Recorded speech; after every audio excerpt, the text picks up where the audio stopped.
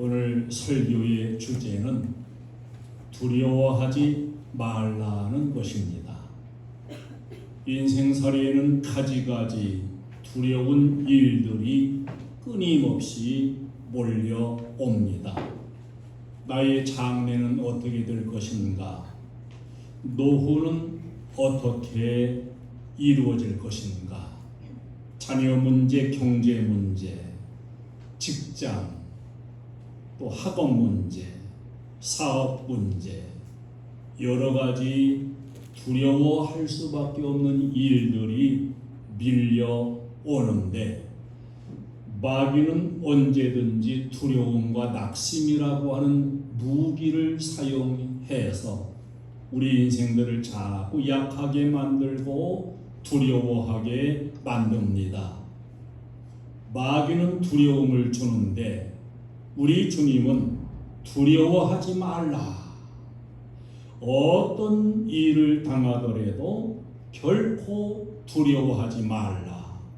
이렇게 위로와 권면과 용기를 주시는 말씀을 우리에게 선포하십니다. 주님의 말씀을 귀 기울여 들을 수 있는 우리 모두가 되어지기를 바랍니다. 두려워하지 말라. 왜 두려워하지 않을 수 있을까요? 믿음 생활 가운데는 복음 전하는 생활 가운데엔 고난, 환난, 핍박 이런 것들이 항상 따라오는데 왜 두려워하지 말아야 할까?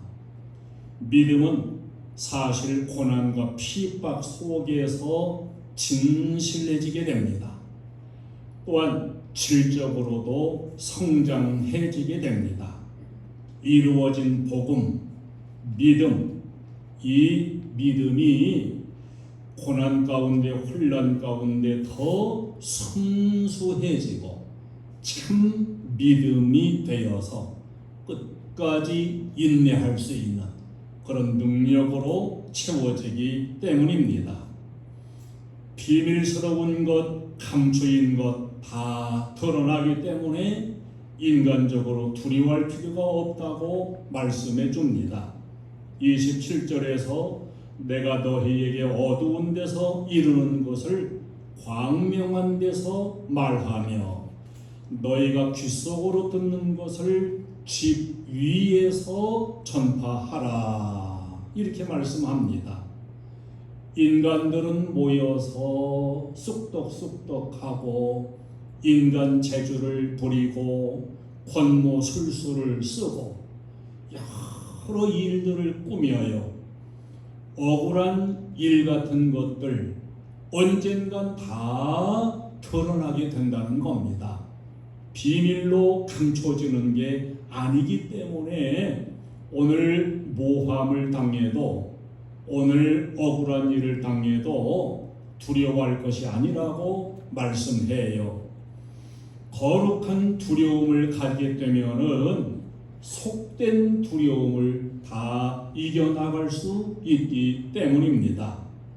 몸은 죽여도 영혼은 능히 죽이지 못하는 자들을 두려워하지 말고 오직 몸과 영혼을 능히 지옥에 멸하실 수 있는 일을 두려워하라 그랬습니다. 진정 두려워해야 할 분, 그분을 두려워하는 사람은 두려워하지 않아도 될 것에 대해서는 사실 두려워하지 않게 된다는 걸 말씀합니다. 여러분은 누구를 두려워하십니까? 눈에 보이는 사람입니까? 아니면 눈에는 보이지 않지만 분명히 살아계시는 하나님이 두려운 것입니까?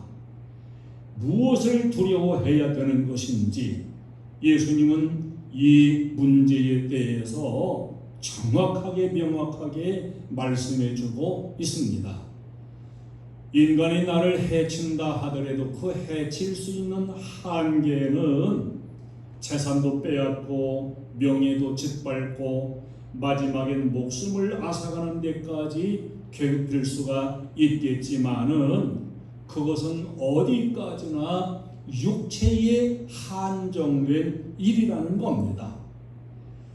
육체적인 범위 내일 뿐이고 진정 두려워해야 될 것, 두려워해야 될 분은 몸도 죽일 수 있을 뿐만 아니라 영혼도 지옥으로 보내시는 그분, 바로 하나님을 진정으로 두려워해야 한다고 말씀해요. 진정 두려워해야 할 분을 두려워하게 되면은 작고 시시한 일들에 대해서는 두려워할 것이 없게 됩니다. 하나님을 참으로 두려워하는 그것을 가리켜서 경건이다, 경외한다 이렇게 말해요. 하나님을 두려워하고 보면은 사실 사람은 두려워할 것이 없는 것입니다. 하나님 앞에 내가 어떤 모습으로 서느냐, 이것이 중요한 것이고 이것이 바로 참 성도의 자세가 되는 겁니다. 하나님께 대한 경외, 경건, 두려움이 없으니까 사람들은 멋대로 살아요. 자기 멋대로 죄 짓고 살아요. 거짓말 마음껏 하고 인간 술수 마음껏 부리고 살아요. 그러나 진정 하나님을 두려워하는 사람은 사람 앞에 권무술수를 쓸 필요도 없고 사람에 대해서 두려워할 필요도 없는 것입니다. 이제 진정 두려워할 것은 내가 핍박이나 혼란당하는 게 아니고 예수님을 배반하면 어떻게 할까? 하나님 뜻을 어기면 어떻게 할까? 이것이 진정 두려운 것이지 사람이나 혼란은 두려워할 것이 아니라고 말씀해주고 있습니다. 오늘날 신앙이 외식이 되고 잘못되는 모든 것은 하나님을 두려워할 줄 모르기 때문이에요. 사람만 의식하기 때문에 사람만 모르면 사람만 보지 않는다면 무슨 짓이라도 할 수 있는 이 하나님께 대한 두려움이 없는 겁니다. 예수님은 두려워하지 말아야 될 걸 말씀하면서 참새와 머리털 비유를 지금 우리들에게 말씀합니다. 29절에서 참새 2마리가 한 아사리온에 팔리지 않느냐, 그러나 너희 아버지께서 허락하지 아니하시면 그 하나도 땅에 떨어지지 아니하리라. 비둘기도 아니에요. 참새예요. 이 참새는 가장 싼 값, 가장 싸구려예요. 한 아사리온, 이 아사리온은 낮은 단위의 동전 한 잎인데 가장 천하고 보잘것없고 가장 싸구려, 이런 피조물이라도 하나님은 다 보호도 하시고 주관도 하시고 하나님의 주권 안에 다 들어있다는 겁니다. 하물며 그 하나님께서 사람을, 그것도 하나님의 자녀된 그리스도인을 보호하지 아니하시겠느냐. 예수님은 풍랑이 일어나서 위험한 지경 앞에 처해 있는 그러한 갈릴리 바다 배 위에서 평안히 잠을 주무셨습니다. 그때에 풍랑이 일어났어요. 놀란 제자들이 예수님을 깨우면서 주여 구원하소서, 우리가 죽겠나이다. 근데 그때에 예수님이 일어나셔서 하시는 말씀이 어찌하여 무서워하느냐, 믿음이 적은 자들아, 이렇게 책망하시는 게 나옵니다. 하나님이 살아계시니 하나님이 보호하고 계신데 도대체 무엇이 걱정이냐 하는 거예요. 풍랑에 빠져 죽을 것으로만 생각하느냐, 너희 믿음이 작기 때문이다. 이렇게 책망을 하고 계심을 보게 됩니다. 요새 경제도 어렵다 그러고 앞으로 식량 문제도 어렵다 그러고 집값도 떨어지고 여러 가지 걱정될 일 많이 있지요. 여러분, 뭐가 두려우신가요?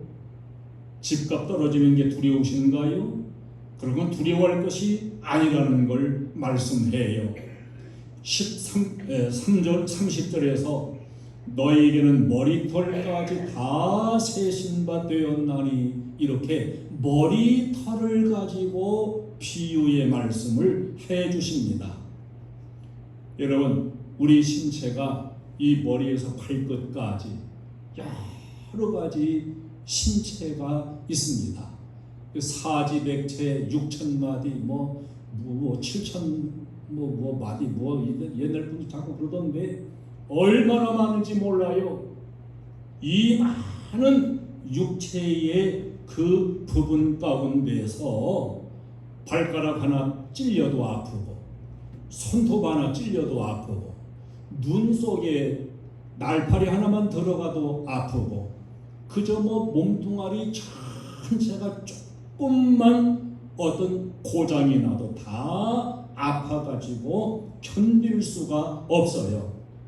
그런데 우리 몸 속에서 가장 소홀하게 대접받는 것, 어떻게 보면 귀하게도 대접받지만 소홀히 대접받는 게 이 머리카락이에요. 이 머리카락은 만져도 아프지 않습니다.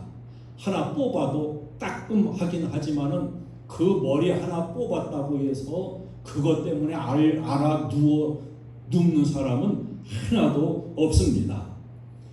이렇게 머리카락은 가장 소홀하게 여기고 다루는 그런 머리카락인데, 이 하찮고 작은 머리카락 하나까지라도 하나님은 다 헤아리신다는 거예요.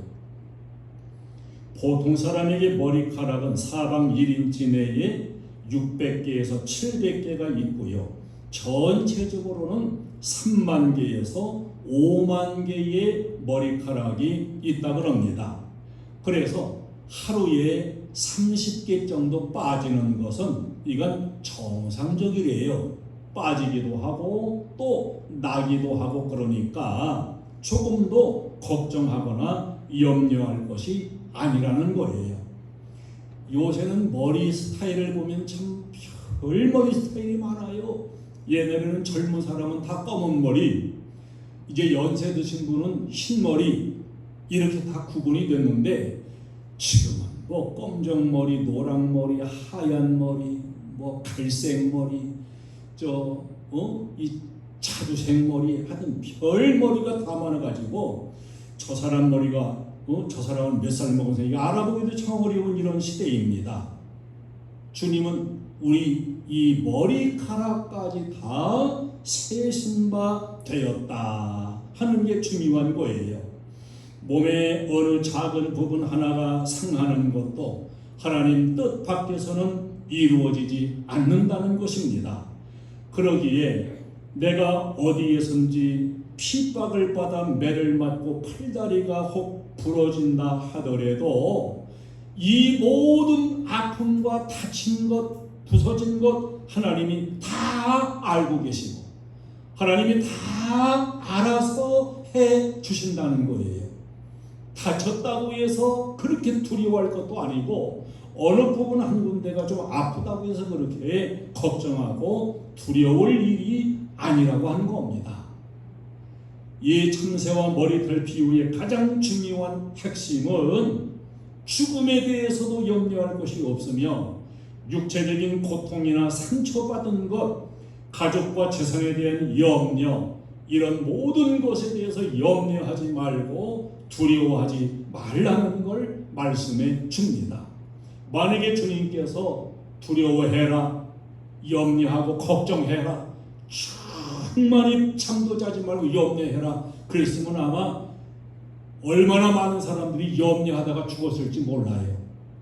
근데 주님이 두려워하지 말라, 염려하지 말라, 주님이 꼭 하라는 것은 또 안 하면서 하지 말라는 것은 또 갖다가 우리가 염려하고 두려워하고 가져와서 걱정하고, 이런 일들이 얼마나 많은지 모릅니다. 이게 다 진짜 두려워할 것을 두려워하지 않고 별거 아닌 걸 두려워하는 사람들에게서 나타나는 그런 현상입니다. 너희에게는 머리털까지 다 세신 바가 되었다. 너의 삶이 힘드냐? 사업이 힘드냐? 미래가 멀게 느껴지고 불투명하냐? 이러다가 내 인생이 어떻게 될지 확실성이 없느냐? 처지를 하나님은 다 알고 계시면서 선한 역사, 좋은 길을 주실 것을 말씀하고, 그러므로 두려워하지 말라고 주님이 말씀합니다. 여러분, 주님이 주신 말씀은 우리 신비에 새겨야 돼요. 주님이 주시지 않은 거 다 끌어다가 걱정할 필요가 없이 주님이 두려워하지 말라 그러면 두려워하지 말면 되는 거거든요. 두려워 말라, 강하고 담대하라, 낙심하며 실망치 말라, 낙심하며 실망치 말라, 실망치 말라. 주님은 두려워하지 말라. 근데 우리는 진짜 두려워해야 될 것은 두려운 줄 모르면서 두려워하지 않아도 될 것 가지고 두려워하는 이런 현상에 빠지는 일이 너무도 많습니다. 주님은 우리를 향하여 너희는 참새보다 귀하다 이렇게 말씀해요. 가장 값이 싼 참새도 하나님께서 허락하시지 아니하시면 그 하나도 땅에 떨어지는 일이 없다는 겁니다. 하나님께서는 너희의 머리털까지 다 세신 바 되었고 너희들을 하나님 관심 속에 돌보신다는 거예요. 그러니 두려워하지 말라. 너희는 많은 참새보다 귀하다는 겁니다. 이제 주님의 말씀을 내가 받아서 내 신비에 새겨놓고 이제는 하나님 외에는 두려워하지 않겠다고 하는, 염려하지 않겠다고 하는 이 결심을 우리가 굳게 할 수 있기를 주님의 이름으로 축원합니다. 사도행전 12장에 보면 예루살렘 감옥에 갇혀 쇠사슬에 매여서 내일이면 칼로 목을 베어 죽이기로 그렇게 계획이 되어 있고, 그런 가운데에 잠을 자고 있는 베드로의 사건이 나와요. 내일이면 순교합니다. 그런데 그 밤에 주의 사자가 나타나서 쇠사슬도 벗겨주시고 그 철통같이 열쇠를 채워놓고 지키고 있는 문들도 자동문으로 쫙 바꿔서 열려지게 하시고, 그리고 베드로를 그 감옥에서 이끌어내어서 다시 복음 전파의 사역을 감당하게 하는 이런 기적의 현장을 우리에게 보여줍니다.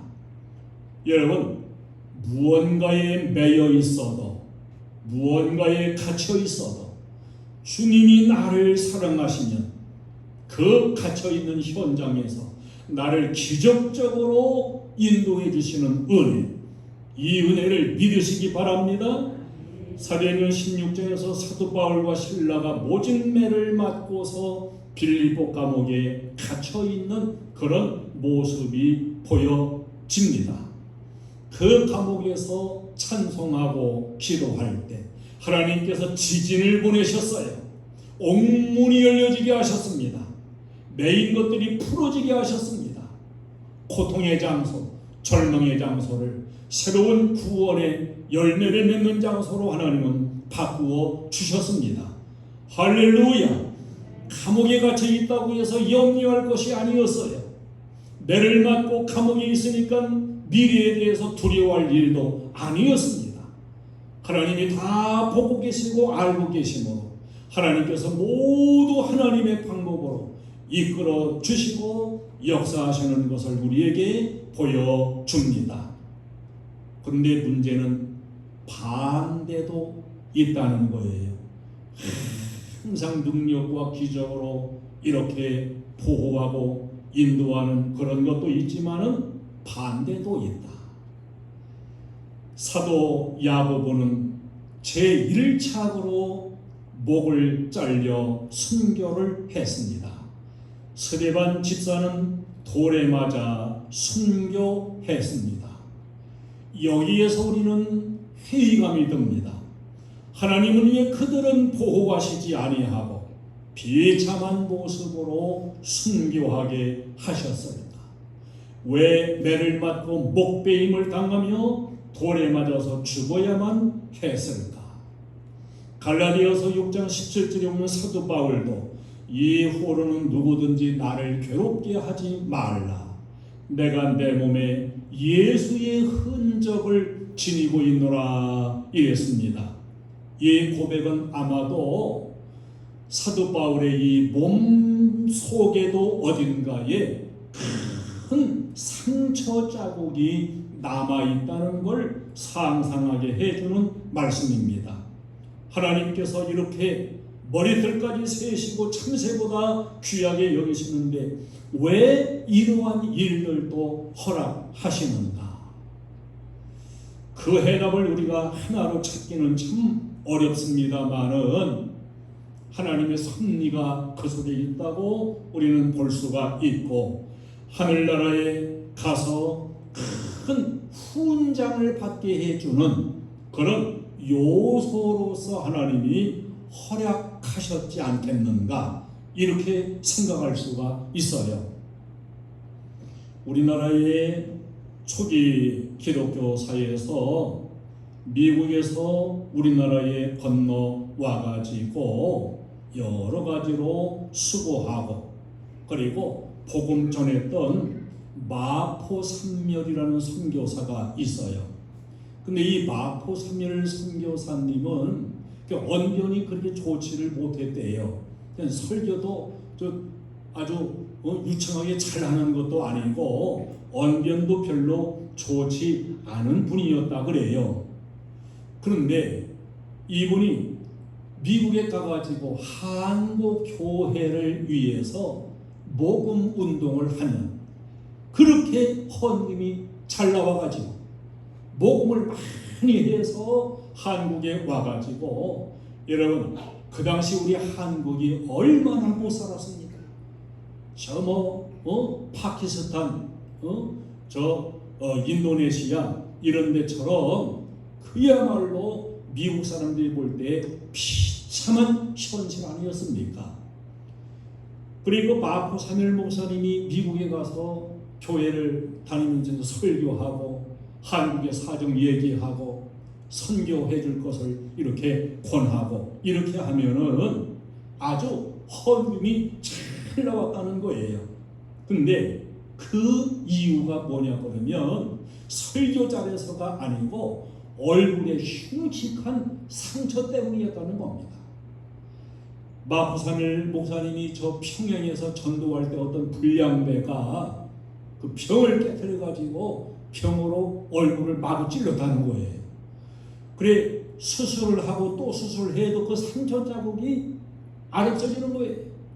아주 심하게 상처 자국이 나가지고 그 상처 자국을 이렇게 성도들이 보면 저 목사님은 저 미개한 한국 땅에 가서 복음 전하다가 저렇게 상처를 입었다는데, 그래가지고 많이 강조도 안 하고 그래도 너도 나도 헌금을 해가지고 헌금이 잘 되었다는 겁니다. 만약에 이 마포삼일 선교사님이 하나님, 제가 이 한국 땅에 와서 복음 전하고 선교사로 사역하는데 이게 뭡니까?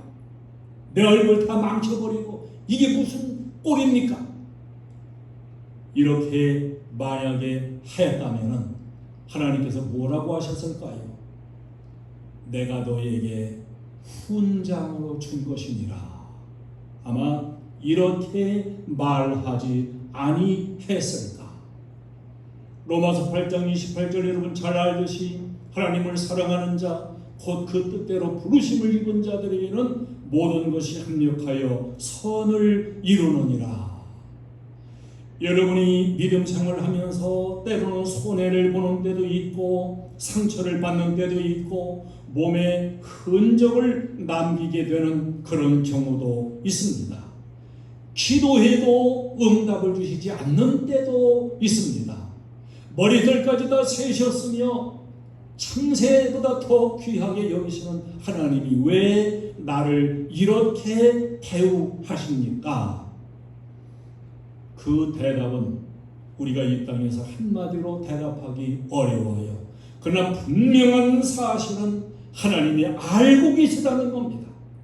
보고 계시고 기억하신다는 사실이에요.